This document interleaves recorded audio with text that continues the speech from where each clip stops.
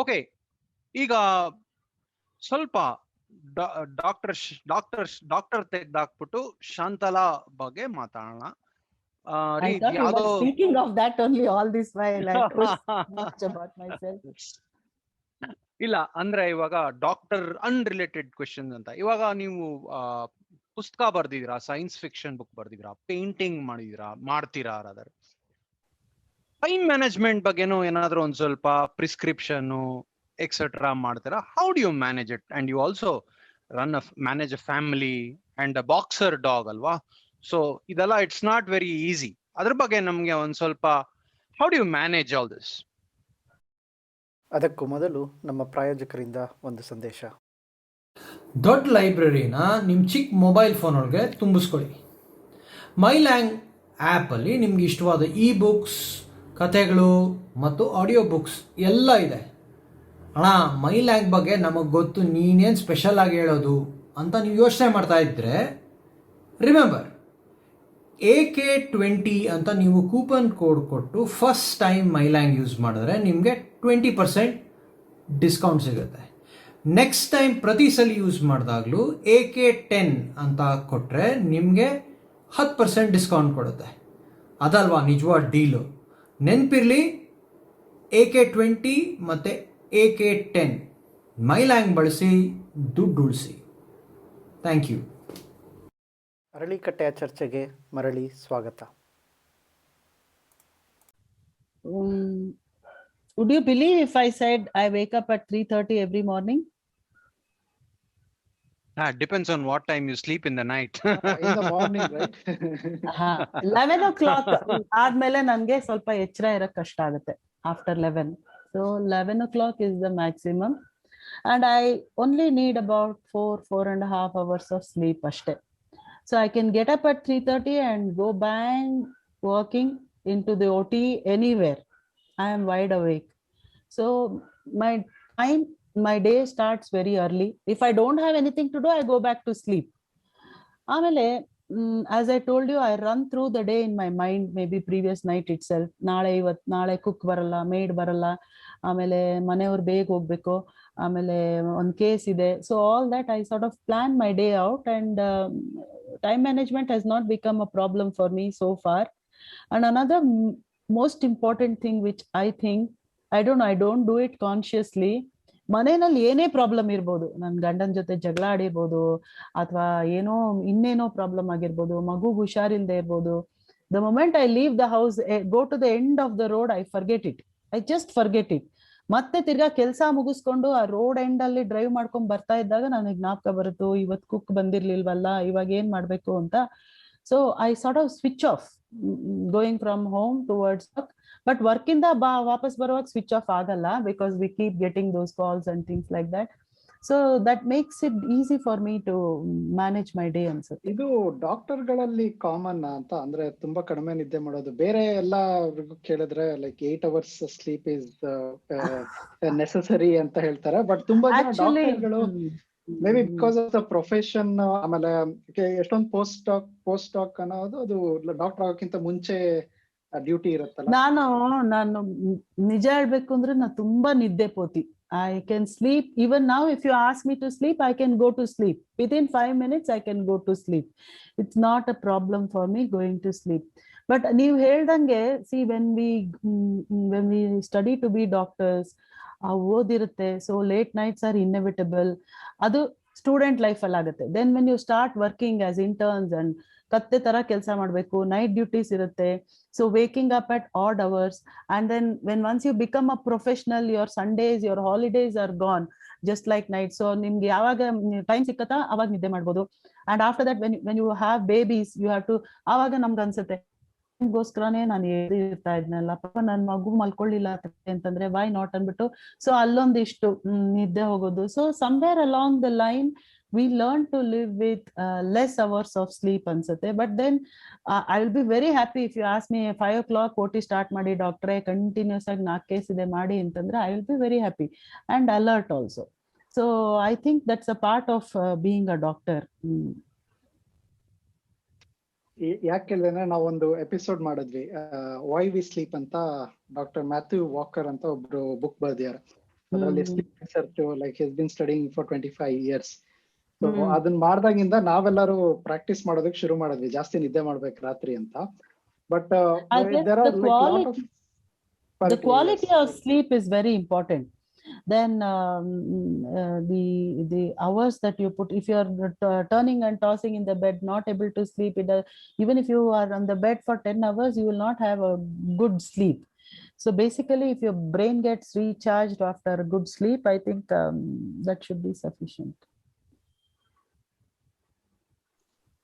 So ನಾವು already cover ಮಾಡಿದ್ವಿ ಸ್ವಲ್ಪ AI ಮತ್ತೆ ಟೆಕ್ನಾಲಜಿ ಹೆಂಗೆ ಚೇಂಜ್ ಮಾಡುತ್ತೆ ಅಂತ. ನಿಮ್ ಬುಕ್ ಟಾಪಿಕ್ ಅದೇ ಅಲ್ವಾ? ಅಂದ್ರೆ ಲೈಕ್ ನೀವು ಇನ್ನೂ ಮುಂದಕ್ಕೆ ಹೋಗ್ತೀರಾ ಒಂದು ಲೈಕ್ ಅದನ್ನ ಲಾಜಿಕಲ್ ಎಕ್ಸ್ಟೆನ್ಷನ್ ತಗೊಂಡು ಹೋಗಿ. Just give a back ground ಆ ಬುಕ್ ಓದದೇ ಇರೋರಿಗೆ ಏನು ಆ ಬುಕ್ ಬಗ್ಗೆ ಅಂತ. The book is named 1319 AD. 1319 because I finished writing the book in 2019. So I wanted to say 1,000 years. Then when I told my publishers, now we are going to publish in 2020, let us make it 3020 anta. Illa 1319 sounds good anta helbuttu. So now we kept it at 1319 AD. 1319 AD is ಈಗ 1,000 ವರ್ಷ ಆದ್ಮೇಲೆ life ಹೆಂಗಿರಬಹುದು ಅನ್ನೋದೊಂದು ಪರಿಕಲ್ಪನೆ ಮೇಲೆ ಇದು story base ಆಗಿರುತ್ತೆ. ಅಷ್ಟ್ರೊಳಗೆ ಏನಾಗಿದೆ ಅಂತಂದ್ರೆ, ಈಗ ಒಂದು ಹ್ಯೂಮನ್ ಜೀನೋಮ್ ಪ್ರಾಜೆಕ್ಟ್ ಅಂತ ಮಾಡಿದ್ರು. ಅಂದ್ರೆ ನಮ್ಮ you are all science students, so every cell in our body has got these genes and there are 23 pairs of chromosomes ಅಂತ ಹೇಳ್ತೀವಿ. So each of these chromosome is actually a blueprint of how we are. ಅಂದ್ರೆ ನಾವ್ ಎಷ್ಟು ಉದ್ದ ಇರ್ತೀವಿ, ನಾವು ಬೆಳ್ಳಗಿರ್ತೀವ, ನಮ್ ಕೂದಲು ಹಿಂಗಿರುತ್ತಾ, everything is there in our genes. So what the scientists world over decided, why don't we study all the human genes and study them in detail so that we know ಇವ್ರು ಯಾರೋ ಇವ್ರ ಸ್ಕಿನ್ ಕಲರ್ ಈ ತರ ಇರ್ಬೇಕು ಅಥವಾ ice colour blue ಇರ್ಬೇಕು ಅಂದ್ರೆ which gene is responsible, ಇವರಿಗೆ ಮುಂದೆ ಡಯಾಬಿಟಿಸ್ ಬರುತ್ತೆ ಅಂದ್ರೆ ವಿಚ್ ಜೀನ್ ಇಸ್ ರೆಸ್ಪಾನ್ಸಿಬಲ್ ಅಂತ ಕಂಡೇ ಹಿಡಿದು ಬಿಡೋಣ ಅಂದ್ಬಿಟ್ಟು ಒಂದು very grand project called the human genome project ಅಂತ ಮಾಡಿದ್ರು. 2 ಜಾಗದಲ್ಲಿ ಮಾಡಿದ್ರು. I think one in US and one in UK. And they were scheduled to finish it in 2005. So, but they were so enthusiastic, public and private funding, they were so enthusiastic that they finished it in 2003. Avaga Bill Clinton ಅವರು ಇದ್ರು ಅನ್ಸುತ್ತೆ. So then they got the map, the genetic map ಬಂದ್ಬಿಡ್ತು. ಅಂದ್ರೆ ನಮ್ಮ ಬಾಡಿನಲ್ಲಿರೋ jeans ಎಲ್ಲ what is responsible for what ಅಂತ. ಅದು when I got to know about it, that set me thinking in so many ways. Suppose we know this, then probably we can do that. See, as I told you, once technology ಗೊತ್ತಾಗ್ಬಿಡ್ತು ಅಂತಂದ್ರೆ, ಈಗ you know where the end is ಅಂತಂದ್ರೆ, next ನಮ್ ಹ್ಯೂಮನ್ಗೆ ಏನಿರುತ್ತೆ, ಆ gene ಅನ್ನ ಸ್ವಲ್ಪ tweak ಮಾಡಿದ್ರೆ can a person become more intelligent ಅಂತ ಅಲ್ಲಿ ಹೋಗ್ತಾ ಇರುತ್ತೆ.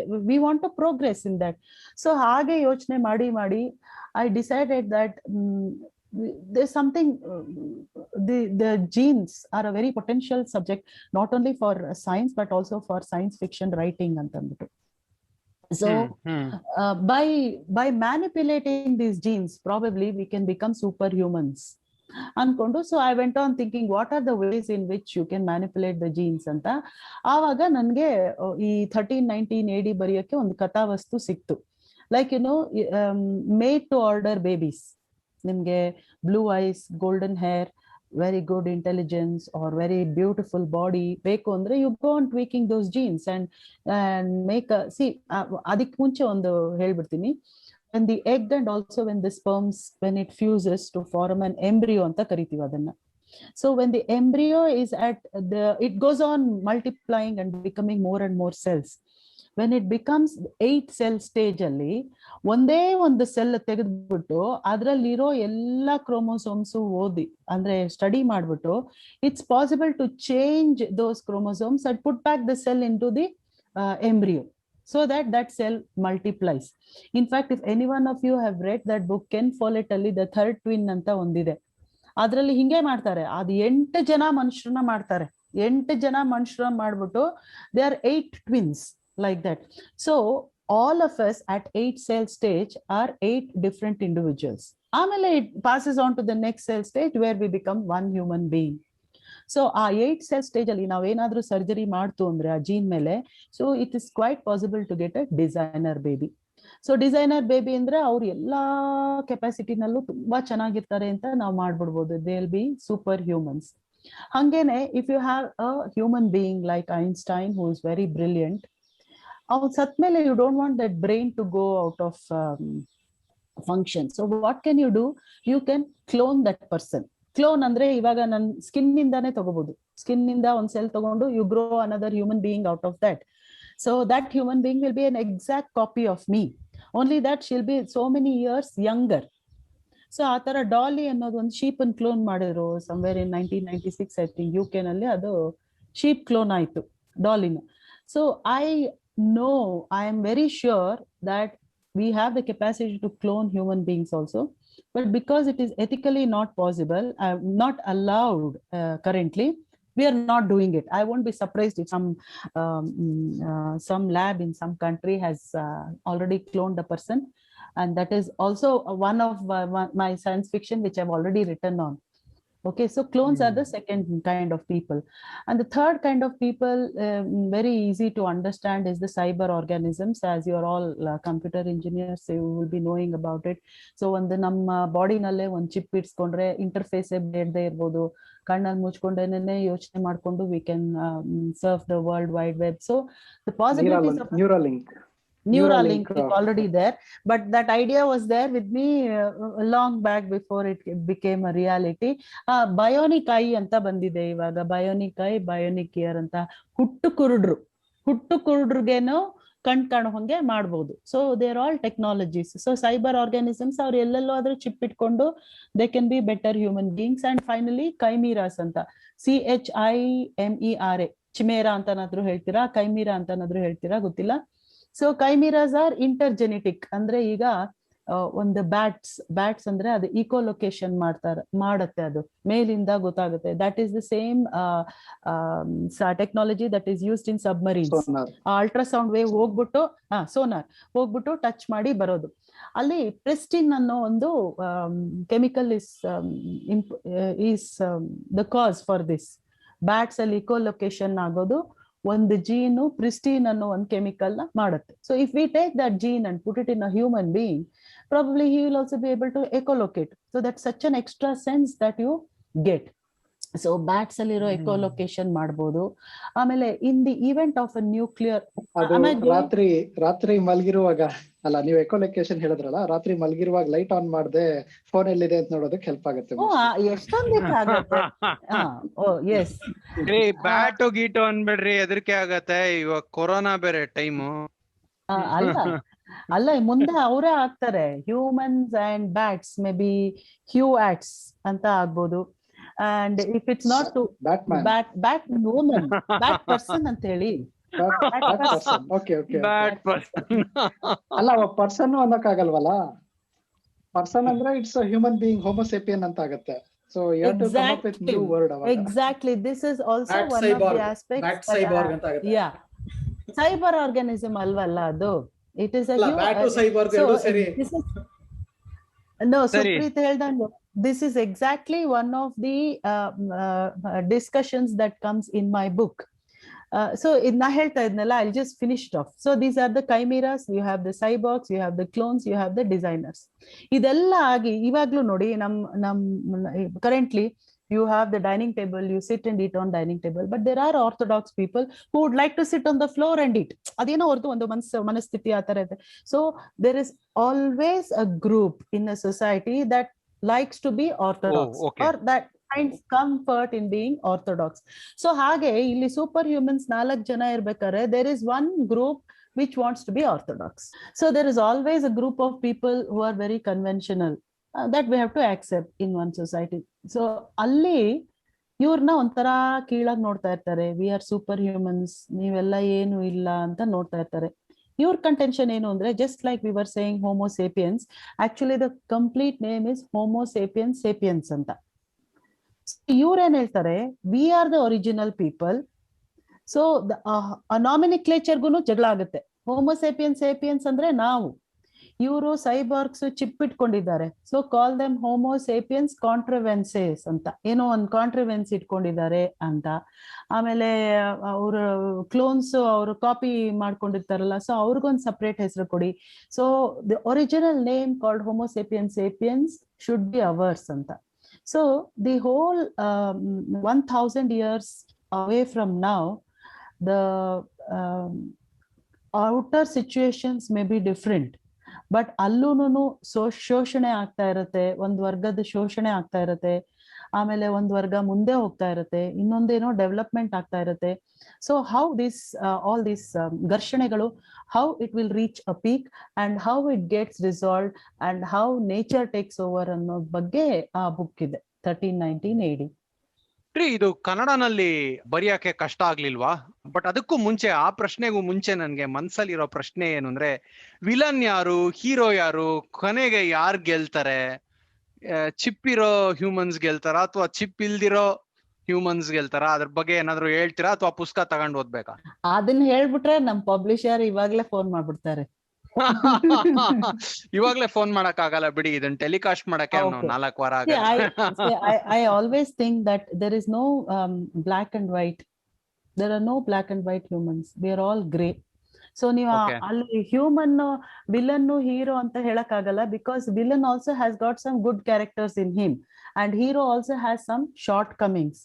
So it's a sort of it's difficult to, ನಾನು ಸ್ಟೋರಿನಲ್ಲಿ ರಿಸಾಲ್ವ್ ಮಾಡಿರೋ ಅಷ್ಟು ಈಸಿಯಾಗಿ I don't think 1000 years from now, if the same situation arises, we'll be able to resolve it. So it's more of ಒಂಥರ ಚಿಂತನೆ ಮಾಡುವಂತದ್ದು ವಿಷಯ ಅದಷ್ಟೇನೆ. ಆ ತರ ಸೊಲ್ಯೂಷನ್ ಅದೆಲ್ಲ ಕೊಡಕ್ಕೆ ಸ್ವಲ್ಪ ಕಷ್ಟ ಆಗುತ್ತೆ ಅಂತ ಅನ್ಸುತ್ತೆ. ಇದನ್ನ ಒಂದ್ ಸ್ವಲ್ಪ ಎಕ್ಸ್ಪ್ಲೇನ್ ಮಾಡಿ. ನೀವು ಇದನ್ನ ಕನ್ನಡನಲ್ಲೇ ಯಾಕೆ ಬರಿಬೇಕು ಅನ್ಕೊಂಡ್ರಿ? ಮತ್ತೆ ಬರಿಯಕ್ಕೆ ಅಂತ ಸ್ಪೆಷಲ್ ಆಗಿ ಸ್ಪೆಸಿಫಿಕ್ ಟೈಮ್ ಇಟ್ಕೊಂಡ್ರ? ಹಿಂಗೆ ಇದ್ರ ಬಗ್ಗೆ ಒಂದ್ ಸ್ವಲ್ಪ? ಅಲ್ಲ, ಕನ್ನಡನಲ್ಲಿ ಇದೆ, ಬಟ್ ಮಸಾಲಾ ಹೆಂಗ್ ಅರ್ದಿದ್ದು ಅವೆಲ್ಲ ಒಂದ್ ಸ್ವಲ್ಪ ಬ್ಯಾಕ್ ಗ್ರೌಂಡ್. ಅಲ್ಲ, ಮಸಾಲಾ ಬೇರೆ ಲ್ಯಾಂಗ್ವೇಜ್ ಅಲ್ಲಿ ಅರ್ದಿದ್ first. I actually the science.com ಅಂತ ಈಗ many years back, may be about 10 years back, ಇವಾಗ ಹುಡುಕಿದ್ರು ಅವ್ರದ್ದು ವೆಬ್ಸೈಟ್ ಸಿಗ್ತಾ ಇಲ್ಲ. ಅವರು ಡೆನ್ಮಾರ್ಕ್ ಅಲ್ಲಿಂದ ಅನ್ಸುತ್ತೆ based, but that man was from Chennai. ಅವರು ಒಂದು ಶಾರ್ಟ್ ಸ್ಟೋರಿ ಕಾಂಪಿಟೇಷನ್ ಕೇಳಿದ್ರು, ಓನ್ಲಿ 6,000 ವರ್ಡ್ಸ್ ಅಲ್ಲಿ ಒಂದು ಶಾರ್ಟ್ ಸ್ಟೋರಿ ಬರ್ಕೊಡಿ ಅಂತ. ಅವಾಗ ನನ್ಗೆ ಇದು ಸ್ವಲ್ಪ ಮನ್ಸಲ್ಲಿ ಇತ್ತಲ್ಲ, ಅದನ್ನ ನಾನು ಬರ್ಕೊಟ್ಟಿದ್ದೆ ಇಂಗ್ಲಿಷ್ ಅಲ್ಲಿ, and I got a second prize for that was called when the going got tough ಅಂತ. there's a saying ಅಲ್ಲ, when the going gets tough, the tough gets going ಅಂತ. So a part of it I taken as the ಇದು when the going got tough ಅಂತ ಅಂದ್ಬಿಟ್ಟು 6,000 words ಅಲ್ಲಿ ಎಷ್ಟು story ಬರೆಯಕ್ಕಾಗತ್ತಾ ಅಷ್ಟು ಸ್ಟೋರಿ ಬರ್ದಿದ್ದೆ. So that material was there always in my mind. ಆವಾಗ ಇದನ್ ಕನ್ನಡದಲ್ಲಿ ಯಾಕೆ ಬರಿಬಾರ್ದು, ಇಂಗ್ಲಿಷ್ ಅಲ್ಲಿ ಬರೆಯೋ ಬದಲು ಅಂತ ಅಂದ್ಬಿಟ್ಟು I started writing in Kannada. And let me confess, ನನ್ ಕನ್ನಡದಲ್ಲಿ ಸೈನ್ಸ್ ಫಿಕ್ಷನ್ ಇರ್ಲಿ, ಬೇರೆ ಸ್ಟೋರಿ ಬರೆಯಕ್ಕೂ ತುಂಬಾ ಕಷ್ಟ ಆಗ್ತಾ ಇತ್ತು. ಒಂದು ನಿಘಂಟ್ ಇಟ್ಕೊಂಡೇ ಬರಿತಾ ಇದ್ದೆ. ಇವಾಗ್ಲೂನು ಬರಹ ಅದು ನಿಘಂಟ್ ಇಟ್ಕೊಂಡು ಅದು ಪ್ಯಾರಲಲ್ ವರ್ಡ್ಸ್ ಒಂದೊಂದ್ಸತಿ ಹುಡುಕ್ತೀನಿ, because most of my thoughts will be in English, and then to translate it into Kannada and write it down, I would find it very difficult. But ivaga on ಸ್ವಲ್ಪ professional ಆಗಿದ್ದೀನಿ ಅನ್ಸುತ್ತೆ, because I can think in Kannada, high-fi words also I can think in Kannada and write it down. But scientific words ಇವಾಗ್ಲೂನು ಕಷ್ಟ ಇರುತ್ತೆ. I discussed with Pavan how difficult it is to make people understand a scientific word. Many times that scientific word will not be there. ಇವಾಗ ನಾವು Galaxy ಅಂತ ಹೇಳ್ತೀವಿ English ಅಲ್ಲಿ. ಆ Galaxy ಅಂದ್ರೆ ನಮ್ಗೇನೋ ಒಂದು, ಅಟ್ಲೀಸ್ಟ್ ನಾವು ಸೈನ್ಸ್ ಅಲ್ಲಿ ಓದಿದಾಗ ಫಿಸಿಕ್ಸ್ ಅಲ್ಲಿ ಗ್ಯಾಲಕ್ಸಿ ಅಂದ್ರೆ ಏನು ಅಂತ ಗೊತ್ತಿರುತ್ತೆ. ಬಟ್ ಅದನ್ನೇ ನಾವು ಕನ್ನಡದಲ್ಲಿ ಅದೇ ತರ ಅಂತಂದ್ರೆ ಬರೀ ನಕ್ಷತ್ರಗಳು ಅಂದ್ಬಿಟ್ರೆ it doesn't sound give the meaning of a galaxy. So ಅದನ್ನ ಹುಡುಕಿ ಅರಿಲ್ವಳಿ ಅಂತ ಬಂತು. ಅಗೇನ್ ಅರಿಲ್ವಳಿ is a collection, constellation of stars, but it's exactly not the connecting word for ಇದು. ಸೊ ಆತರ ಅದನ್ನೆಲ್ಲ ಆತರ ಎಲ್ಲ ಯೂಸ್ ಮಾಡ್ಬಿಟ್ರೆ normal people will not understand. So there had to be some balance between people understanding that word and using the right word. So ಅದಕ್ಕೊಂದ್ ಸ್ವಲ್ಪ ತಲೆ ಕೆಡಿಸ್ಕೊಂಡಿದ್ದೀನಿ. Science fiction ಅಂದ್ರೆ ಇಂಟ್ರೆಸ್ಟ್ ಹೆಂಗೆ ನಿಮ್ಗೆ? ನೀವೇನಾದ್ರೂ ಬೇರೆ ಸೈನ್ಸ್ ಫಿಕ್ಷನ್ ಗಳನ್ನ ಓದಿ ಅಂದ್ರೆ ಹಿಂದೆ ಓದಿದ್ರಾ? ಓದಿದ್ದೀನಿ. ಇವಾಗ please currently no, Odo is a zero actually. Now I am not reading, but it is a fantasy, you know. A poetry, I find poetry and science fiction are very close because there is no limit to your imagination. And Oh my only God. thing Okay. is, poetry is very emotional, whereas science fiction needs to have a basis on some physics ಅಥವಾ ಏನಾದ್ರೂ ಇಟ್ಕೋಬೇಕು. But if you're telling like a magic, then you have to substantiate it. If you are able, if you have the right, at least theory to substantiate what you are imagining, then you get away with writing any kind of science fiction ನನ್ಗೆ ಅನ್ಸುತ್ತೆ. ಅದು ಉದ್ದೇಶಪೂರ್ವಕವಾಗಿ ಅಲ್ಲ. ಈಗ ನನ್ಗೆ ನಿಜ ಹೇಳ್ಬೇಕು ಅಂದ್ರೆ ಇದು ಅತ್ತೆ ಸೊಸೆ ಕತೆ ಅದೆಲ್ಲ ಬರೆಯಕ್ಕೆ ನನ್ಗೆ ತುಂಬಾ ಕಷ್ಟ ಆಗುತ್ತೆ. Whereas you ask me to write some science fiction, mystery or humor, I like it a lot.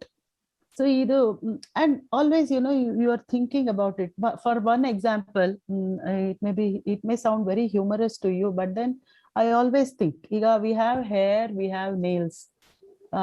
So either we paint our nails or we do hair styling, athara ella ಮಾಡ್ಕೋತೀವಿ. If we had tails, so what kind of fashion would we have?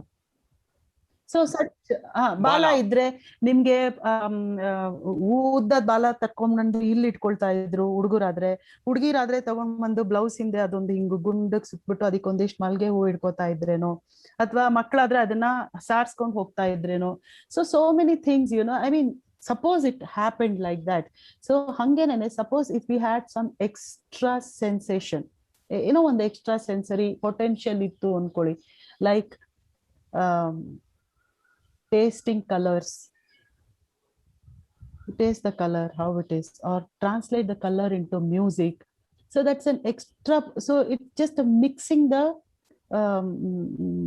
sensations. So allinda adan sumne yochne madidre, you just think about it for half an hour, you will get a science fiction story. So that is very imaginative. ಅಂದ್ರೆ ಇವಾಗ ಬಾಲ ಇದ್ದಿದ್ರೆ ಯಾವ್ದಾನು ಒಂದ್ commercial film hero ಬಂದ್ಬಿಟ್ಟು ಎಗರ್ಸಿ ಜಾಡ್ಸಿ ಬಾಲ್ದಲ್ಲಿ ಓದಿತೀನಿ ಅಂತ ಒಂದ್ dialogue ಹೊಡಿತಾ ಇದ್ನ ಏನಾದ್ರು. Definitely, you just think, just that thought, you know, you just go on thinking about it, you can write a story about it. ಈ ತರ ಹಿಂಗ್ ಬಾಲ ಇತ್ತು, ಅವ್ರಿಗೆ ಹಂಗ್ ಬಾಲ ಇತ್ತು.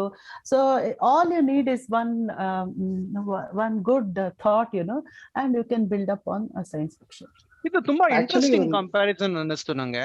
ನೀವು ಕಾವ್ಯಕ್ಕೂ ಮತ್ತೆ ಸೈನ್ಸ್ ಫಿಕ್ಷನ್ಗೂ ರಿಲೇಟ್ ಮಾಡಿದ್ದು. ಅಂದ್ರೆ ಕಾವ್ಯದಲ್ಲಿ ಎಷ್ಟು ಇಮ್ಯಾಜಿನೇಷನ್ ಮಾಡ್ತಿರೋ ಅಷ್ಟೇ ಇಮ್ಯಾಜಿನ್ ಮಾಡ್ಕೊಂಡು ಸೈನ್ಸ್ ಫಿಕ್ಷನ್ ಬರೀಬಹುದು ಅಂತ ಹೇಳಿದ್ರಿ. ಕಾವ್ಯ ಗಿವ್ಯನು ಗೀಚಿದೀರಾ? ಅದ್ರ ಬಗ್ಗೆ ನಮ್ಗೆ ಏನಾದ್ರು ಹೇಳ್ತೀರಾ? Plenty. I started off writing poetry only. So published work ಏನಾದ್ರು ಇದೆಯಾ? Poetry publish madilla because not many people read poetry, and I think over years the kind of poetry I had written in school is totally different from what poetry I'm writing now. So ಈಗ ಎಲ್ಲಾ ಕಡೆ readers ಕಮ್ಮಿ ಆಗಿರೋದ್ರಿಂದ publish ಮಾಡಕ್ಕೆ ಅಷ್ಟು enthusiasm ಇಲ್ಲ. Usually poetry ಬರೀ ಅಂದ್ರೆ ಏನಂತಾರೆ, ನಮ್ದ್ರಲ್ಲಿ ರೈಟ್ ಓನ್ಲಿ ಕೋಡ್ ಅಂತ ಇರುತ್ತೆ. ಕೋಡ್ ಬರ್ದಾಗ ಅದನ್ನ ಬೇರೆ ಯಾರು ಇನ್ ಎಷ್ಟು ವರ್ಷ ಆದ್ರೂ ಓದಲ್ಲ ಆ ಕೋಡ್ ನ. So you just write it once ಅಂತ. ಸೊ ತುಂಬಾ ಜನದ ಪೊಯೆಟ್ರಿ ಕಲೆಕ್ಷನ್ ಹಂಗೆ ಆಗೋಗುತ್ತೆ. ಬರೀ ಪಬ್ಲಿಷ್ ಮಾಡೋದು, like not many people would read it ಆತರ. ಬಟ್ ಐ ಮೀನ್ ಇದು ಫ್ಯಾಸಿನೇಟಿಂಗ್. ನೀವು ಹೇಳಿದಾಗ ನನಗೆ ಒಂದು ಅನಾಲಜಿ ನೆನಪಾಗಿ ಸೈನ್ಸ್ ಫಿಕ್ಷನ್ದು, ಗಾಳಿಪಟ ಹಾರಿಸ್ದಂಗೆ ಅಂತ. ಅಂದ್ರೆ ನಿಮಗೆ ಇಡೀ ಆಕಾಶ ಇದೆ, ಗಾಳಿಪಟ ಹೋಗಿ ಅಷ್ಟು ತೇಲಾಡ್ಬೋದು, ಬಟ್ ಒಂದು ಸೂತ್ರ ಕೈಯಲ್ಲಿ ಇರ್ಬೇಕು ಅಂತ. So that is the driving force for science fiction. ಹೌದು, just one idea and it keeps on growing. ಈಗ ಈ 3019 ADನೂ ಅಷ್ಟೇ, ಸುಮ್ನೆ ಒಂದು ಡಿಸೈನರ್ ಅನ್ಕೊಂಡೆ, ಆಮೇಲೆ ಕ್ಲೋನ್ ಅನ್ಕೊಂಡೆ, ಆಮೇಲೆ ಅವ್ರ ಲೈಫ್ ಸ್ಟೈಲ್ ಹೆಂಗಿರುತ್ತೆ ಅನ್ಕೊಂಡು it just wrote it self out. ಅಂದ್ರೆ ಅದೇ ಜಾಸ್ತಿ ಅದ್ ಯೋಚನೆ ಮಾಡಿದ್ರೆ ಅದ್ ಬಂದ್ಬಿಡುತ್ತೆ ಅಂತ ನನ್ಗಂತೂ ಹಂಗನ್ಸ್ತು. ಅಂಡ್ ನಿಮ್ಗೆ ಹೇಳಲೇಬೇಕು, I wrote this book thrice because my computer crashed twice. ಆದ್ರೂ ಬುದ್ಧಿ ಬರ್ಲಿಲ್ಲ. ನೀವು ಫ್ಯೂಚರ್ ಅಲ್ಲಿ ಮನುಷ್ಯರು ಲೈಕ್ ಸೈಬರ್ ಆರ್ಗಾನಿಸಮ್ಸ್ ಆಗ್ತಾರೆ ಅಂತ ಹೇಳ್ತೀರಾ, ಬಟ್ ಇನ್ ಪ್ರೆಸೆಂಟ್ ನಮ್ ಕಂಪ್ಯೂಟರ್ ಇಸ್ ನಾಟ್ ರಿಲಯಬಲ್. ಖಂಡಿತ. And people have to rely on technology to change their genes. The only reason why I didn't give up is because every time it crashed, I would get another new idea. Oh, ಈ chapter ನಲ್ಲಿ ಹಿಂಗ್ ಬರಿಬಹುದು ಅಂತ ತಿರ್ಗಾ ಅದನ್ನ ಬರ್ಕೊಂಡು ಹೋಗಿರ್ತಾ ಇದ್ದೆ. So it is a third writing. ರೀ, ನಮ್ಮ ಅಖಿಲ ಕರ್ನಾಟಕ ಜನತೆ ನಿಮ್ಮ ಪುಸ್ತಕವನ್ನು ಹೇಗೆ ಸ್ವೀಕರಿಸಿದೆ? ಸೈನ್ಸ್ ಫಿಕ್ಷನ್ ತುಂಬಾ ಹೊಸ ಜಾನರ್, ನಿಮ್ಗೆ ಅನ್ಸಿದ ರೆಸ್ಪಾನ್ಸ್ ಹೆಂಗಿದೆ?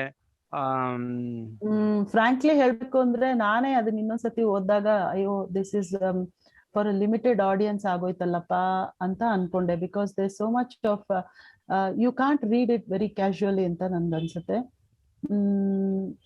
So the kind of people who may read it and the kind of people who may like it may be very less ಅಂತ ನನ್ಗೆ ಅನ್ಸುತ್ತೆ, very frankly speaking. But as a writer, we would definitely want more and more people to read it. ಅದು audio book ಇವ್ರು ಮಾಡಿರೋದ್ರಿಂದ ಮೈಲಾಂಗ್ ಅವರು, I think it might reach more people and they might find interest. There are people who are going back and reading it again because they wanted to understand and all that. ನಮ್ಮ ತಂದೆನೇ ಹೇಳಿದ್ದಾರೆ, ಎಷ್ಟೊಂದ್ ಕಡೆ ನೀನ್ ಹಿಂಗ್ ಹೇಳಿದ್ಯಾ, I have to go back and forth ಅಂತ. So maybe science fiction is yet to catch up, especially if you write something that is 1,000 years old. Maybe if I wrote something only about cloning, actually there was one story I wrote for Taranga, which came into idu, that's about longevity. Somebody starts growing younger, which is quite possible. See, again, if you go, adon thought barutte, how can we go on getting younger anta. Then I go back and look up what is the importance, and then we see that there's something called a telomere anta. Ella gene allu ಒಂದು ಚಿಕ್ಕ strand ಇರುತ್ತೆ, ಟೀಲೋಮಿಯರ್ ಅಂತ. ಅದು ಚಿಕ್ಕದಾಗ್ತಾ ಇದ್ದಂಗೆ ನಮ್ life span ಚಿಕ್ಕದಾಗುತ್ತೆ. So is there any way we can keep the telomere in the same size or same length ಅಂದ್ಬಿಟ್ಟು, and I always add a bit of Puranas into it. So ಏನೋ ಒಂದು ಸಾಂಸ್ಕ್ರಿಟ್ ಅಲ್ಲಿ ಯಾರೋ ಬರ್ದ್ಬಿಟ್ಟಿದ್ದಾರೆ ಎಷ್ಟೋ ವರ್ಷಗಳ ಹಿಂದೆ. This is another novel which I plan to make. So where it is very specific, only about longevity. ಆಯ್ತಾ, ಇದು 1319, it is about so many things. It's about an internal conflict, external conflict. It's about the society, the kind of people. So for a person to take in all that, maybe andre idu bird's eye view 1319. So probably now if I go into any story in detail, like only longevity ಬಗ್ಗೆ ಬರೆದ್ರೆ it will be easier for people to follow ಅಂತ ಅನ್ಸುತ್ತೆ. Actually David Sinclair the life span ಅಂತ book ಇದೆಯಲ್ಲ, David Sinclair ಅಂತ ಒಬ್ಬರು researcher ಇದ್ದಾರೆ. ಅವರು ಲಾಂಜಿವಿಟಿ ಬಗ್ಗೆನೆ ಸ್ಪೆಷಲ್ ರಿಸರ್ಚ್ ಮಾಡ್ತಾರೆ. ಅವ್ರು ಹೇಳೋ ಪ್ರಕಾರ ನಮ್ ಲೈಫ್ ಟೈಮ್ ಅಲ್ಲೇ ನಾವು 140-150 ವರ್ಷ ಬದುಕೋದು ಏನ್ I would love to live for 120 years and just to see how much science will progress. You know, actually longevity ಬಗ್ಗೆ ಮಾತಾಡ್ತಾ ಇದ್ದಾಗ chromosome 4 ನಲ್ಲಿ is supposed to be the longevity gene. ಅದು ಹೆಂಗ್ ಕಂಡಿಡಿದ್ರು ಅಂತ ಹೇಳಿದ್ರೆ, Winston Churchill, he lived up to 92 or 93 years. He was obese, he smoked, and he was in a very stressful part in the history. Andre World War time alli idru, but still he lived long. Why? Because probably he had the longevity gene anta. So longevity gene is supposed to be on chromosome number 4. Idr baggenu nanu ondu science fiction andre ondu story bardide in Taranga nal bantu. Okay, you have somebody discovers a longevity gene, and she also discovers a sort of a vaccine where it will increase your life. But then what happens? You live long and all your friends will start dying. All people around you will start dying. The situation, the society around you will change, and you'll become an alien in your own society.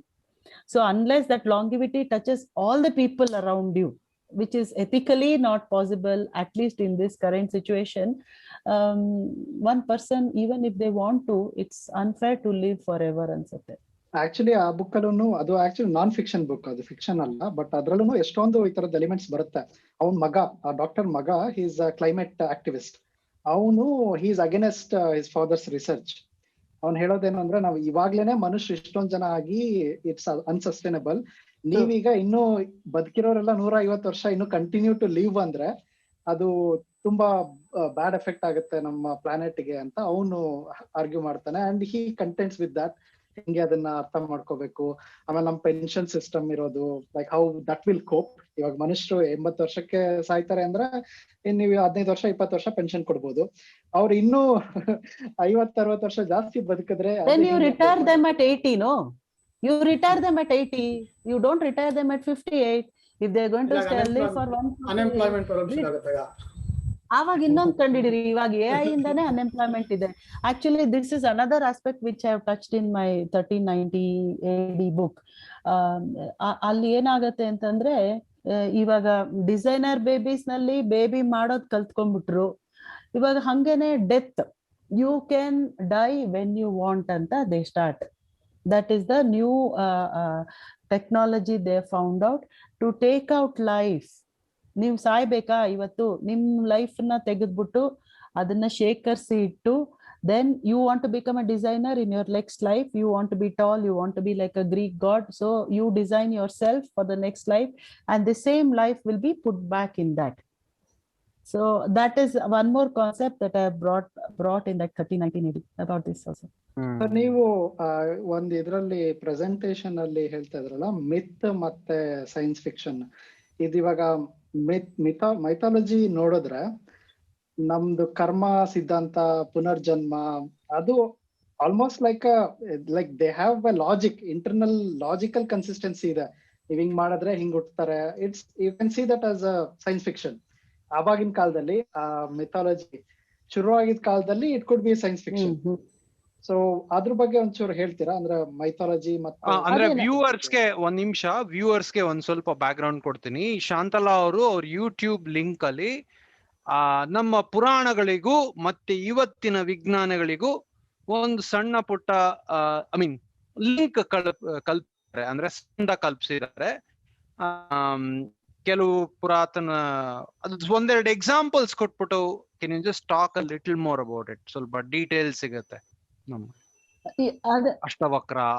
It is very, ಅಂದ್ರೆ ನಾವು ನೋಡ್ತಾ ಇದ್ದಾಗ, see not everybody, one thing we should understand, though it sounds very scientific and possible, not everybody believes in Darwin's theory of evolution. There is something called panspermia, atara ide. Religious basis beda namge, religious basis beda. Even without that, even in the Darwin's theory of evolution, Darwin himself has admitted there are some lacunae where you cannot explain. But because I dare to say this, because we don't have any alternate explanation which sounds sane, we've all accepted Darwin's theory. As of now, ಹೌದು, it explains most things ಅಂತ ಅಂದ್ಬಿಟ್ಟು ನಾವು accept ಮಾಡ್ಕೊಂಡಿದೀವಿ. ಹಿಂಗಿದ್ದಾಗ ನಮ್ ಹಿಂದೂ ಪುರಾಣದಲ್ಲಿ 4 ಕೈಯಿಂದ ದೇವ್ರು ಅಥವಾ 3 ತಲೆ 4 ತಲೆ ದೇವ್ರು. ಸೊ ಓಕೆ, ದೇವ್ರು ಅನ್ನೋದು we leave the religion part of it. We will not say ದೇವ್ರು ಇದಾರ ಇಲ್ಲ, ಇವ್ರಿ ಪೂಜೆ ಮಾಡ್ತಾರೆ, no. So if somebody has said that such a being exist, it could be a fact or a myth. If it is false, just let us leave it at that. But if it were really to happen, so is there any way our current science can explain it ಅಂತ ನಾನು ಅದನ್ನ ಯೋಚನೆ ಮಾಡ್ತಾ ಇರ್ತೀನಿ. ಇವಾಗ ನಮ್ಮ ಪುರಾಣದಲ್ಲೆಲ್ಲ ಹೇಳಿದ್ರೆ ಬ್ರಹ್ಮ is, ಬ್ರಹ್ಮನ್ ಕಣ್ಣಿಂದ ಒಬ್ರು ಬಂದ್ರು, ಬ್ರಹ್ಮನ್ ಸ್ಕಿನ್ ಇಂದ ಒಬ್ರು ಬಂದ್ರು, ಹಣೆಯಿಂದ ಒಬ್ರು ಬಂದ್ರು. What is it? They are clones. Now we are just now I told you ನಮ್ ಸ್ಕಿನ್ ಇಂದ ಒಂದು human being just like me can come ಅಂತ ಅಂದ್ಬಿಟ್ಟು, ದಟ್ ಇಸ್ ಅ ಕ್ಲೋನ್. ಆಮೇಲೆ ಪಾರ್ವತಿ ಸ್ಕಿನ್ ಇಂದ ಗಣೇಶ ಬಂದು ಹುಟ್ಟುದ ಅಂತ ಹೇಳ್ತಾರೆ. ಬಟ್ ನಮ್ಮ ಕರೆಂಟ್ ಟೆಕ್ನಾಲಜಿನಲ್ಲಿ ನನ್ನ clone will be a female only, but ಅಲ್ಲಿ Parvati clone became Ganesha male. So is there a higher technology? It's very easy to say ಆಯ್ತು ಇದು ಸುಳ್ಳು ಅಂತ. Okay, it may be just a figment of imagination also, but then what if it really, I mean, can it happen in science ಅಂತ ನಾನು I was just trying to find out. ಆಮೇಲೆ ಪುತ್ರ ಕಾಮೇಷ್ಟಿ ಯಾಗ, see there also you have this chauvinism. They wanted a male baby. ಪುತ್ರ ಕಾಮೇಷ್ಟಿ ಯಾಗ ಮಾಡೋದೇ ಗಂಡ್ ಮಕ್ಕಳಿಗೋಸ್ಕರ ಮಾಡ್ತಾರೆ. ಆವಾಗ ಇವರು ಅದೇನೋ ಪೋಷನ್ ಬಂತು, ಪೋಷನ್ ಕೊಟ್ರು, 3 ಜನಕ್ಕೆ ಕೊಟ್ರು ಅಂತ ಹೇಳ್ತಾರೆ. ಹೌದಾ? 3 ಜನಕ್ಕೆ ಕೊಟ್ಟಿದ್ದು, it may be symbolic that it is some payasa or theertha. Actually it can be insemination of the husband semen. ಆತರ ನಾನು ಇಮ್ಯಾಜಿನ್ ಮಾಡ್ಕೋತೀನಿ. So there is no way in which a woman drinks something and then gets pregnant. It's only inseminating a woman. And there one of them delivers twins also. Okay, yaro Lakshmana and Shatrughna. So in any artificial reproductive technique, twinning is common. So ಆ ಥರ lateral think ಮಾಡಿದ್ರೆ, so why cannot it be? ಆಮೇಲೆ Pandavas were all born of different fathers ಅಂತ ಹೇಳ್ತಾರೆ. So it is quite possible that there is artificial insemination of donor semen. So that is why Indra's son had the prowess of Arjuna had the prowess of Indra, or this one had. So ಆ ಥರ ಯೋಚನೆ ಮಾಡಿದ್ರೆ it's really very possible. If you explain with not just with current technology, but maybe even higher technology may have been put in place if those stories were true anta. Adike I made that PPT, abnormal beings in human mythology and their possible medical explanation, and I don't claim it is true, but it just a thought process ashte. ಇದು actually ಎರಡು ನೆಲೆನಲ್ಲೂ apply ಆಗುತ್ತೆ. ಒಂದು, it could be true, ಅಂದ್ರೆ ಅವಾಗ medical knowledge ನಾವು ಅದನ್ನ modern medicine ಅಲ್ಲ, but there was some knowledge ಅಂತಾನು ಅರ್ಥ ಮಾಡ್ಕೋಬಹುದು. ಇಲ್ಲ ಅಂದ್ರೆ just imagination was so rich. ಇವಾಗ ಲೆಟ್ಸ್ ಸೇ ವ್ಯಾಸ ಬರ್ದಿದ್ ಮಹಾಭಾರತ ವಾಸ್ ಲೈಕ್ ನೀವು 19 ಬರ್ದ ಬುಕ್ ತರ ಇಟ್ ವಾಸ್ ಎ ಬುಕ್ ಅಂತ ಅನ್ಕೊಂಡ್ರು ಎಷ್ಟು ರಿಚ್ ಇಮ್ಯಾಜಿನೇಷನ್ ಇತ್ತು ಅಂತ. ಅಂದ್ರೆ ಲೈಕ್ ನಮಗೆ 100 ವರ್ಷದ ಹಿಂದೆನೆ ಇಂಟರ್ನೆಟ್ ನೋಬಡಿ ಕುಡ್ ಇಮ್ಯಾಜಿನ್. ಕೆಲವೊಬ್ರು ಸೈನ್ಸ್ ಫಿಕ್ಷನ್ ಅಲ್ಲಿ ಆಲ್ರೆಡಿ ಬರ್ದಿದ್ರು, H.G. Wells ಆ ತರದವರು. ಬಟ್ ಅದು like why it should be important ಅನ್ನೋದಕ್ಕೆ ಎರಡು, like it need not be ಎಲ್ಲದು.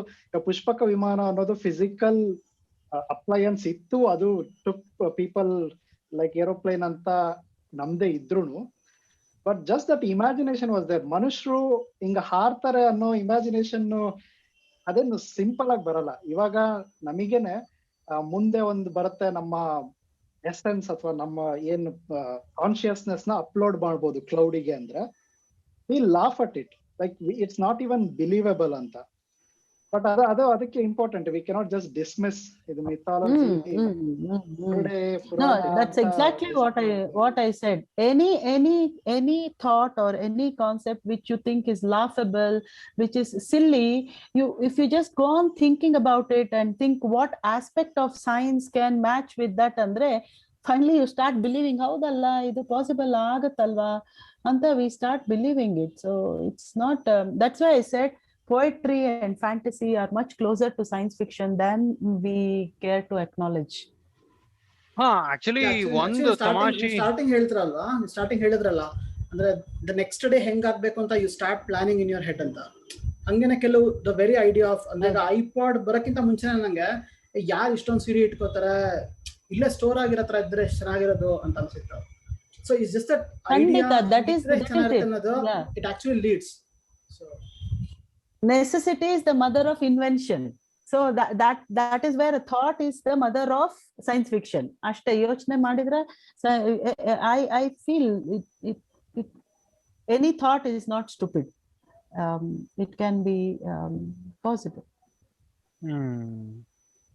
ಈ ಬುಕ್ಗಳು ಸ್ಪೆಸಿಫಿಕ್ ಈಗ ಸೈನ್ಸ್ ಫಿಕ್ಷನ್ ಬಗ್ಗೆ ಮಾತಾಡಿದ್ರೆ H.G. Wells ಟೈಮ್ ಮೆಷಿನ್ ಇತ್ತು, ಆಮೇಲೆ ಹಿಚ್ಹೈಕರ್ಸ್ ಗೈಡ್ ಟು ಗ್ಯಾಲಕ್ಸಿ, ಅವೆಲ್ಲ ನಾವು ಇಲಾನ್ ಮಸ್ಕ್ ಬಯೋಗ್ರಫಿನ ಒಂದು 2 ಎಪಿಸೋಡ್ ಅಲ್ಲಿ ಕವರ್ ಮಾಡಿದ್ವಿ. ಸೊ ಅದರಲ್ಲಿ ಅವನು ಹೇಳ್ತಾನೆ, ಅವನಿಗೆ ಈ ಟೆಕ್ನಾಲಜಿ ಬಗ್ಗೆ ಆಪ್ಟಿಮಿಸಮ್, ನಾನ್ ಟೆಕ್ನಾಲಜಿಸ್ಟ್ ಆಗ್ಬೇಕು ಅಂತ ಇನ್ಸ್ಪಿರೇಷನ್ ಬಂದಿದ್ದು ಇದರಿಂದ, ಹಿಚ್ಹೈಕರ್ಸ್ ಗೈಡ್ ಟು ಗ್ಯಾಲಕ್ಸಿ ಇಂದ ಅಂತ. ಸೊ ಹಂಗೆ there is like utopia technology science fiction ಇದೆ. ಅಂದ್ರೆ ನಮ್ದು ಪ್ರಾಬ್ಲಮ್ಸ್ ಇವಾಗ ಏನೇನೆಲ್ಲ ಇದೆ ಅದೆಲ್ಲ ಸಾಲ್ವ್ ಆಗ್ಬಿಡುತ್ತೆ ಮುಂದೆ ಟೆಕ್ನಾಲಜಿಯಿಂದ ಅಂತ. ಇನ್ನೊಂದು ಡಿಸ್ಟೋಪಿಯನ್ ಇದೆ, ಈ ಬ್ಲಾಕ್ ಮಿರರ್ ಶೋ ನಲ್ಲಿ ಬರುವಂತ ಎಲ್ಲ ಇದೆಲ್ಲ. ಸೊ ನೀವು ಹೆಂಗೆ ಅರ್ಥ ಮಾಡ್ಕೊಳ್ತೀರಾ? ನೀವು ಬರೀ ಸಿನಾಪ್ಸಿಸ್ ನೋಡಿದ್ರೆ ಇದು ಆಲ್ಮೋಸ್ಟ್ ಬ್ಲಾಕ್ ಮಿರರ್ ತರದ್ದು ಸ್ಟೋರಿ ಅನ್ಸುತ್ತೆ, ಬಟ್ ನುವಾನ್ಸ್ ಇರುತ್ತೆ ಮೋಸ್ಟ್ಲಿ. I think ನುವಾನ್ಸ್ ಇರುತ್ತೆ. no solution, no problem has a complete solution which does not create more problems. Especially in a complex society where you have the artificial intelligence, where you have your consciousness, where you have superhumans, it's very difficult to say that okay, this problem ide solution no anta. So there has to be some compromise somewhere, number one. Number two, I feel Elon Musk agli yare agli our knowledge of science is very, very limited. Even if you take the electromagnetic spectrum, ನಮ್ಗೆ ಇಷ್ಟೇ ಗೊತ್ತು, ಇಲ್ಲಿಂದ infrared ಇಂದ ಏನೋ ಒಂದು visible light ಅಷ್ಟೇ ಗೊತ್ತು ಇದರಲ್ಲಿ. But beyond that, I am 100,000% sure there are so many more waves which we don't even know about. We don't know about it and nobody has found out. And ಯಾವುದೋ ಒಂದು book ಅಲ್ಲಿ ಓದಿದೆ, there are actually 10 dimensions. ಇವರು ಮಿಚಿಯೋ Kaku ಅಂತ ಒಬ್ರು Japanese physicist is there who write this book, the 10 dimensions antano eno one book ಬರ್ದಿದ್ದಾರೆ. We have been able to see only 4 dimensions. So there is some other force that is unifying gravity, electromagnetic forces, adella idre, adella unify ಮಾಡಿದ್ರೆ only then we can explain the universe. Otherwise whatever knowledge that we have in science is very, very limited. If any one of you, if you have read What We Do Not Know ಅಂತ ಒಂದು book ಇದೆ. It's a very technical book but written very simply. I cannot pronounce the name of the 2 authors, but it's written very simply. Just to put it in a nutshell, all the matter that we ever know or have known till now is only 5%. ಅಂದ್ರೆ ನಮ್ಮ human body cells ಇರ್ಬೋದು, stars ಇರ್ಬೋದು, ಎಲ್ಲಾನು it's only 5%. 27% is some matter which we don't know what it is, but we know it is there. That's called, they call it dark matter. And another 62 or 68% is dark energy. We don't even know what it is. So we are trying to explain all our physics, all our universe, all our maths, all our biology only with 5% of the knowledge. So imagine if we knew there is some unifying thing with all that. I don't know ಯಾವಾಗ ನಮ್ಮ scientist ಕಂಡಿಡಿತಾರೋ ಅಥವಾ ಕಂಡಿಡಿಯಕ್ ಆಗತ್ತೋ ಆಗೋದೇ ಇಲ್ವೋ ಗೊತ್ತಿಲ್ಲ. So that is the mystery of the universe. So ಅದರಲ್ಲಿ ಇವರೆಲ್ಲ ಎಷ್ಟು ಗೊತ್ತಿರತ್ತೋ ಅಷ್ಟರಲ್ಲಿ ಪ್ಲೇ ಮಾಡ್ತಾ ಇದ್ದಾರೆ. Otherwise time and space concept is too big for anybody to understand, because our capacity of the brain is very less. Even knowledge ಕೆಲವೊಂದು you cannot understand, ಆ ತರದ್ದಿದೆ. ಈಗ ಆರ್ಟಿಫಿಷಿಯಲ್ ಇಂಟೆಲಿಜೆನ್ಸ್ ಅಲ್ಲಿ ನೀವು ಡೇಟಾ ಫೀಡ್ ಮಾಡಿಬಿಟ್ಟು neural ನೆಟ್ವರ್ಕಿಗೆ you train the model, ಆಮೇಲೆ ಅದು ಇಟ್ ವಿಲ್ ಮೇಕ್ ಪ್ರಿಡಿಕ್ಷನ್ಸ್. ಅದನ್ನ ಟ್ರೈನ್ ಮಾಡೋರಿಗೂ ಡೇಟಾ ಸೈಂಟಿಸ್ಟ್ಗೂ ಯಾಕೆ ಅನ್ನೋದು ಗೊತ್ತಿರಲ್ಲ. ಲೈಕ್ ಅದೇನು ಅಂದ್ರೆ ಇಟ್ಸ್ ಜಸ್ಟ್ ಆಟೋನಮಸ್. ಅದು it will come up with its own internal link ಮಾಡ್ಬಿಟ್ಟು ಅದು ಪ್ಯಾಟರ್ನ್ ನೋಡ್ಬಿಟ್ಟು ಇಟ್ ವಿಲ್ ಐಡೆಂಟಿಫೈ, ಅದು ಪ್ರಿಡಿಕ್ಟ್ ಮಾಡುತ್ತೆ. ಅದಕ್ಕೋಸ್ಕರನೇ ಸಿಕ್ಕಾಪಟ್ಟೆ ಪ್ರಾಬ್ಲಮ್. ಇವಾಗ ಮೈಕ್ರೋಸಾಫ್ಟ್ ಏನ್ ಮಾಡಿದ್ರು, ಒಂದು ಚಾಟ್ ಬಾಟ್ ಮಾಡ್ಬಿಟ್ಟು ಟ್ವಿಟರ್ ಅಲ್ಲಿ ಬಿಟ್ರು, which will learn from all the conversation and it starts speaking and it became racist. So ಯಾಕೆ ಅಂತ, like they couldn't predict it. ಅದು ಫೀಡ್ ಮಾಡಿರೋ ಡೇಟಾ, ಅದ್ರಲ್ಲಿರೋ ಪ್ಯಾಟರ್ನ್, ಅದನ್ನೆಲ್ಲ ನೋಡ್ಬಿಟ್ಟು ಆಮೇಲೆ ಎಷ್ಟೊಂದು ಮಾಡೆಲ್ ಇದೆ. ಇವಾಗ ಫೋಟೋಸ್ ಎಲ್ಲ ಫೀಡ್ ಮಾಡಿದ್ರೆ there was a bias towards white people's photos. ಯಾಕೆಂದ್ರೆ data itself was bias. Real world ಅಲ್ಲಿರೋ ಬಯಾಸ್ ನ if you just feed the data, ಅದು ಇಂಟರ್ನಲಿ ಹೆಂಗ್ ಪ್ಯಾಟರ್ನ್ ಹುಡುಕ್ಬಿಟ್ಟು ಪ್ರಿಡಿಕ್ಟ್ ಮಾಡುತ್ತೆ. That nobody can know. ಈ ತರದ್ದೆಲ್ಲ ರಿಸ್ಕ್. ಕರೆಕ್ಟ್. ಇದು prediction it is another thing. You know, see most of the physicist more and more particle physics or ಓದಿ finally they will become saints ಅಲ್ಲ, seers, whatever you say. ಒಂಥರ philosophical ಆಗಿ ಹೋಗ್ತಾರೆ. I just want to show you, I just kept this, I was reading this book, what we can not know ಅಂತಿದೆ. What we can not know ಅಂತಂದ್ರೆ ಇದರಲ್ಲಿ ಎಷ್ಟೊಂದು various aspects ಹಾಕಿದ್ದಾರೆ. It is the fall of dice. First one ಅವ್ರು ಹೇಳ್ತಾರೆ fall of dice ಅಂತ. Is there any way anybody can predict? ಇವಾಗ ನಾನು 4, 6 ಹಾಕ್ತೀನಿ ಡೈಸು, 4 ಬೀಳತ್ತಾ 6 ಬೀಳತ್ತಾ ಅದೆಲ್ಲ ಪ್ರಿಡಿಕ್ಟ್ ಮಾಡ್ಬೇಕು ಅಂತಂದ್ರೆ they have gone into the technical details. But what I want to say is there was also a question, why do meteorologists fail so often? ಇವತ್ತು ಮಳೆ ಬರುತ್ತೆ ಅಂತಾರೆ, ಮಳೆ ಬಂದೇ ಇರಲ್ಲ, ಬಿಸಿಲಿರುತ್ತೆ, ಯಾಕೆ ಅಂತ ನಾವು ನಕ್ಬಿಡ್ತೀವಿ. But it is not so easy ಅಂತೆ ಪ್ರಿಡಿಕ್ಟ್ ಮಾಡೋದು, because they presented a paper in some international conference and they said one butterfly, ಅದು ಒಂದ್ಸತಿ ಫ್ಲೈ ಮಾಡಿದ್ರೆ ಬ್ರೆಜಿಲ್ ಅಲ್ಲಿ ಅದು ವೆದರ್ ಅಮೆರಿಕಾನಲ್ಲಿ ಚೇಂಜ್ ಆಗತ್ತಂತೆ. ಅಂದ್ರೆ it sets of so many sequence of events which only probably quantum physics might explain or might not explain, I don't know. So ಹಂಗೆ ನೋಡಿದ್ರೆ ನಾವೇನ್ believe ಮಾಡ್ತೀವಿ, ಓ ಅವ್ರದ್ದೇನೋ ಇದಾಯ್ತಂತೆ, ಅವ್ರಿಗೆ ನೀವು ಹೇಳಿದ್ರಲ್ಲ ಕರ್ಮ ಆಯ್ತಂತೆ, ಅದಾಯ್ತಂತೆ, ಇದಾಯ್ತಂತೆ. So there are so many things, there are so many waves which we don't know whether it exists. If a butterfly wing can cause a change of in Brazil, can cause a change of climate in USA, and that is why they are not able to predict, you know, and it sets off an event. So it's quite possible. So occult anta iವಾಗ ಹೇಳ್ಬೋದು, but it's not occult. Actually, it's got a scientific basis also ಅನ್ಸುತ್ತೆ. Actually Am I going too far away speaking? I don't ಇಲ್ಲ know. ತುಂಬಾ You may cut all this if you don't want. ಇಲ್ಲ ಅರ್ಲಿಕಟ್ಟೆನಲ್ಲಿ conversation ಅರ್ಲಿಕಟ್ಟೆನಲ್ಲಿ scene ಹಿಂದೆ ಇರೋ scene ಬಗ್ಗೆನೆ ಜಾಸ್ತಿ ಚರ್ಚೆ ಮಾಡ್ತೀವಿ. Mukul, I have to drop off. So we'll So, I think, no, I have to drop off. If you want to continue, then Okay, fine. So you can start another session. Yeah, I think we'll wrap up in the next 7 minutes. I had spoken to Shantala and had said only 1 hour, but we've gone a little overboard, so it's okay. Right. So Shantala, ಇದು interesting question. ನೀವು science fiction ಬರ್ದಿದ್ದೀರಾ, doctor ಆಗಿದ್ದೀರಾ, painting ಇದಕ್ಕೆ ಅಂದ್ರೆ ಏನಾದ್ರೂ thread ಇದೆಯಾ, common thread ಇದೆಯಾ, ಅಥವಾ ಸಣ್ಣ ವಯಸ್ಸಿಂದನೇ ಇದನ್ನ ಪ್ರಾರಂಭಿಸಿದ್ದು ಇದನ್ನ ಇವಾಗ ಶುರು ಮಾಡ್ತಾ ಇದ್ದೀರಾ? ಮೂರಕ್ಕೂ ಏನಾದ್ರೂ ಕಾಮನ್ ಪ್ಯಾಟರ್ನ್ ಅಂತ ನಿಮ್ಗಿದ್ಯಾ? ಕ್ರಿಯೇಟಿವಿಟಿ ಮೊದ್ಲಿಂದ ನಾನು ಮಾಡ್ತಾ ಇರ್ತಿದ್ದೆ, ಪೇಂಟಿಂಗ್ ಎಲ್ಲ ಮಾಡ್ತಾ ಇದ್ದೆ. ಹಾಲಿಡೇಸ್ ಬಂತು ಅಂದ್ರೆ ನೆಕ್ಸ್ಟ್ ಕ್ಲಾಸ್ಗೆ ಎಲ್ಲ ಲೇಬಲ್ಸ್ ಮಾಡ್ತಾ ಇದ್ದೆ. ಆಮೇಲೆ I did it up to MBBS level. That is why I said I want to be a surgeon. ಅವಾಗೆಲ್ಲ ಬುಕ್ ಮಾರ್ಕ್ಸ್ ಎಲ್ಲ ಆತರ ಬರ್ದಿತ್ತಿದ್ದೆ. Born to be a surgeon ಅನ್ಕೊಂಡು ಬುಕ್ ಮಾರ್ಕ್ ಮಾಡೋದು. ಸೊ ಆಮೇಲೆ MBBS ಸೇರ್ಕೊಂಡ್ಮೇಲೆ there was no time for any of these activities. Now I think I've come back to it, and now I've discovered that many of my abstract thoughts can be put into words, into color, and I'm trying to explore how the Rig Vedas can also be put into painting. ನಾನು ಒಂದೇ ಒಂದು painting ತೋರಿಸ್ಬಿಟ್ಟು wrap up ಮಾಡ್ಬಿಡ್ಲಾ? You may not. Sure. I just kept it for that. By the way, ನಿಮ್ ಕೈಯಲ್ಲಿ ನಿಮ್ painting ತೋರಿಸಿ, but ನಿಮ್ ಕೈ ಆಸ್ಪಾಸಲ್ಲಿ ಆ ಪುಸ್ತಕದ ನಿಮ್ ಸೈನ್ಸ್ ಫಿಕ್ಷನ್ ಬುಕ್ ಇದ್ರೆ ಅದನ್ನು ತೋರಿಸ್ಬಿಡಿ ಒಂದ್ಸಲಿ. ಇಲ್ಲ, ಅದನ್ನ ಇಟ್ಕೊಳ್ಳಿಲ್ಲ ನಾನು. ಶೇರ್ ಮಾಡ್ತೀವಿ ನಾವು, ಲಿಂಕ್ ಶೇರ್ ಮಾಡ್ತೀವಿ, ಡೋಂಟ್ ವರಿ. ಆಮೇಲೆ ಇದು ಈ ಪೇಂಟಿಂಗ್ ಒಂದು ಫೋಟೋ ಕಳ್ಸಿ, ಯಾಕಂದ್ರೆ ನಮ್ಗೆ ಲಿಸ್ನರ್ಸ್ ಸ್ಪಾಟಿಫೈ ಅಲ್ಲಿ ಇದಾರೆ, ಅವ್ರು ಬರೀ ಆಡಿಯೋ ಕೇಳ್ತಾರೆ. So our show notes this way, post for even if I look at this painting like this, I may feel that it is a very, very childish or some painting that has just come out of it. But this is my depiction of Purusha Sukta, which is in the Rig Veda.